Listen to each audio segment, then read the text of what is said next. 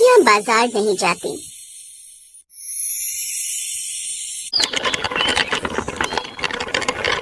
सुनिए, सर्दी बहुत बढ़ गई है। राधा का स्वेटर फट गया है, आज बाजार से आते हुए ले आना। पिछले कई दिनों से राधा बिना स्वेटर पहने जा रही है। हाँ, याद रहा तो लेता आऊंगा। तुझे पता है ना, आजकल दुकान पर बहुत काम रहता है, इसीलिए बाजार में निकलना नहीं हो पाता। सीधा दुकान से घर आ जाता हूँ। अरे कोई इतनी ठंड ना पड़ रही है जो तू रोज सुरेश का सिर खाती रहती है, और ज्यादा ही है तो कुछ दिनों की छुट्टी करवा दे इसकी। घर पर थोड़ा चूल्हा चौका भी सीख जाएगी। माँ जी, राधा की परीक्षा चल रही है, अभी इसकी छुट्टी नहीं दिलवा सकती। बापू, अगर आप मेरा स्वेटर नहीं ला सकते तो मैं माँ के साथ बाजार चली जाती हूँ। हम बाजार से स्वेटर खरीद लाएंगे। छोरी, क्या बोल रही है? कुछ पता भी है? बहू कुछ सिखाए इसे।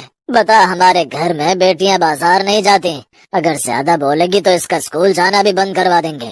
खुद से लाली लिपस्टिक लगाने से फुर्सत मिलेगी तभी तो बेटी को सिखाएगी।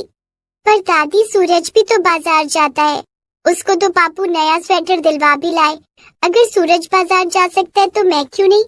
राधा सुन बिटिया, तू अभी स्कूल जा। शाम को तेरे बापू बोल रहे हैं ना, तेरे लिए स्वेटर ले आएंगे। जा, वरना तेरी परीक्षा को देरी हो जाएगी। राधा उदास मन से भाई सूरज के साथ स्कूल जाती है। सर्दी की शुरुआत थी, पर सुबह के समय मौसम ठंडा था। राधा की क्लास में सभी लड़कियों ने स्वेटर पहन रखे थे, पर राधा ही थी जिसने स्वेटर नहीं पहना था। राधा, तुम आज फिर बिना स्वेटर के आई हो। तुम्हारा भाई सूरज तो रोज स्वेटर पहन कर आता है, फिर तुम क्यों स्वेटर नहीं पहन कर आती हो? ये तो बहुत गलत बात है। मैडम जी, बापू को बोला है, वो बाजार से लाते ही नहीं है, मना कर देते हैं। अगर तुम्हारे बापू के पास समय नहीं है तो तुम अपनी मम्मी को बोलो, वो तुम्हें स्वेटर दिलवा लाएंगी। मैडम जी, हमारे घर में बेटियां बाजार नहीं जाती, ऐसा बापू, दादी और दादा कहते हैं। राधा की बात सुनकर टीचर एक पल के लिए चौंक गई। फिर राधा का मासूम उदास चेहरा देखकर टीचर कुछ नहीं बोली। अगले कुछ दिनों तक राधा के लिए घर में कोई भी स्वेटर नहीं लाया। फिर एक दिन राधा जब स्कूल से घर लौटी तो उसने एक स्वेटर पहन रखा था। ए छोरी, ये स्वेटर कहाँ से पहन कर आई है? किसने दिलाया? तेरा बापू तो बाजार से खरीद कर लाया नहीं। क्या तू बाजार गई थी? सच बोल। राधा, ये किसका स्वेटर पहना हुआ है? क्यों झूठ बोल रही है बहू? तू जरूर चोरी छिपे से बाजार ले गई होगी। ऐसे ही थोड़ी हवा में ये स्वेटर आ गया। माँ, ये स्वेटर टीचर जी मेरे लिए लाई हैं। इतने दिनों से मैं स्वेटर पहन कर नहीं जा रही थी, इसलिए टीचर जी खरीद लाई। अरे ऐसे कैसे? वो तेरे लिए स्वेटर खरीद कर ला सकती है? अभी जाकर बात करता हूँ। क्या वो हमें नीचा दिखाना चाहती है? क्या इस घर के मर्द मर गए हैं जो अब एक गैर टीचर तेरे लिए स्वेटर खरीद कर लाएगी? सुनिए, रहने दीजिए, कोई बात नहीं। मैं कल ही इस स्वेटर के पैसे टीचर जी को दे आऊंगी। आप ऐसे मत जाओ ऐसे बच्चों की पढ़ाई पर। पत्नी मालती रोकती रही, पर राधा के पिता ने एक नहीं सुनी और गुस्से में भरा सीधा टीचर के पास जा पहुंचा। उस समय टीचर विद्या स्कूल से बाहर निकल ही रही थी। ओ मैडम, ये लो पकड़ो अपना दिया हुआ स्वेटर। मेरी बेटी के लिए इतना कष्ट करने की कोई जरूरत नहीं है। हमारे घर में औरतों को बाजार जाने की इजाजत नहीं है। हमारे घर में मर्द ही बाजार से सब कुछ खरीद कर लाते हैं। इससे पहले कि मैडम विद्या कुछ कहती, सुरेश स्वेटर फेंक कर वहाँ से चला गया। ये तो खाली स्वेटर की बात थी, पर अक्सर ही बहुत सी परेशानियों का सामना मालती और उसकी बेटी को करना पड़ता था।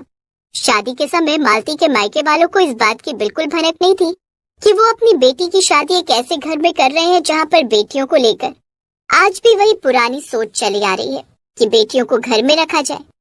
मालती जानती थी कि राधा की पढ़ाई बस 8वीं तक ही पूरी हो पाएगी, क्योंकि उसके बाद उसे शहर जाकर पढ़ने की इजाजत नहीं होगी।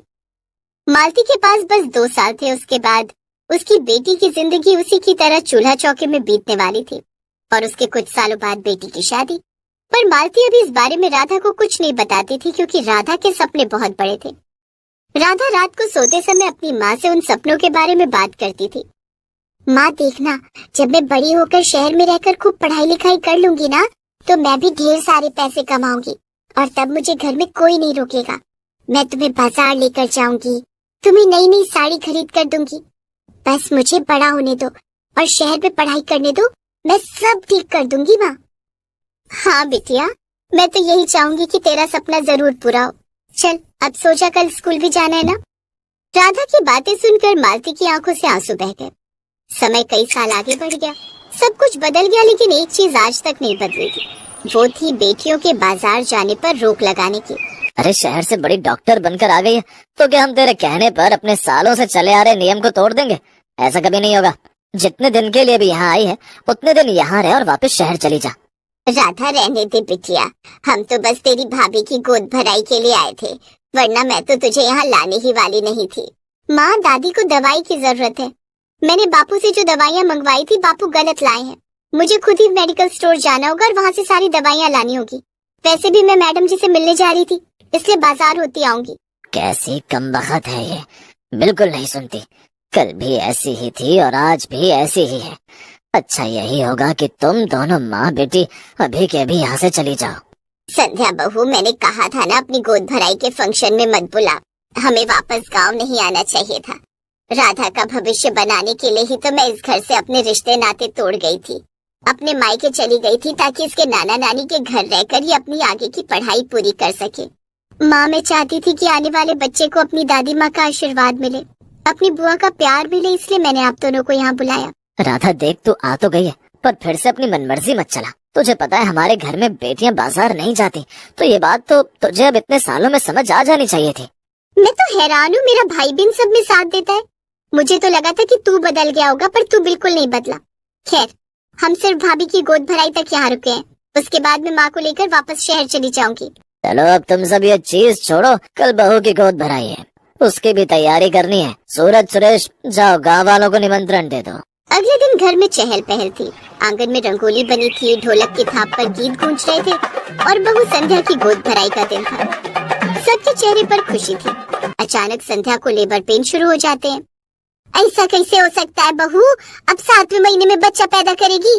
बताओ तो 9 महीने भी पूरे नहीं कर पा रहा बच्चा।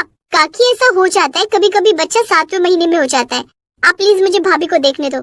माँ, भाभी को जल्दी हॉस्पिटल लेकर जाना होगा। हॉस्पिटल?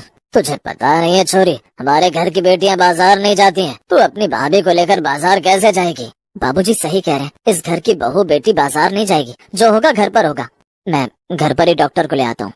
पर डॉक्टर साहब तो शहर के बाहर गए हुए हैं। मैं कल ही हॉस्पिटल गई थी बहू को लेकर। काकी, आप अपनी बेटी बहू को बाजार ले जाती हो, आपके घर में कोई मना नहीं करता? बेटी, हम तो गरीब लोग हैं, सारे काम खुद ही करने होते हैं, तो हमारे घर की तो बेटियां बाजार चली जाती है। सबके चेहरे उतर चुके थे। राधा दीदी, मेरे बच्चे को बचा लो। मेरे होते हुए आपको और आपके बच्चे को कुछ नहीं होगा भाभी। आज इस घर की बेटी बाजार जाएगी। सूरज, गाड़ी की चाबी दे। मैं कह रही हूँ सूरज, गाड़ी की चाबी दे। उस दिन कोई बीच में नहीं आया और खुद ही माँ मालती और अपनी भाभी संध्या को अस्पताल ले गई और उसके बच्चे को बचा लिया था। उस दिन मालती के सास, ससुर, पति और बेटे को अपनी गलती का एहसास हुआ कि वो सब गलत थे। आज अगर राधा ना होती तो शायद संध्या और उसके आने वाले बच्चे की जान पर संकट आ सकता था।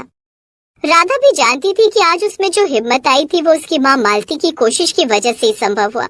अगर मालती उसे बचपन में ही मायके ना ले जाती, राधा ना पढ़ती लिखती, तो शायद आगे भी कई सालों तक बेटियों को बाजार जाने पर रोक लगी रहती।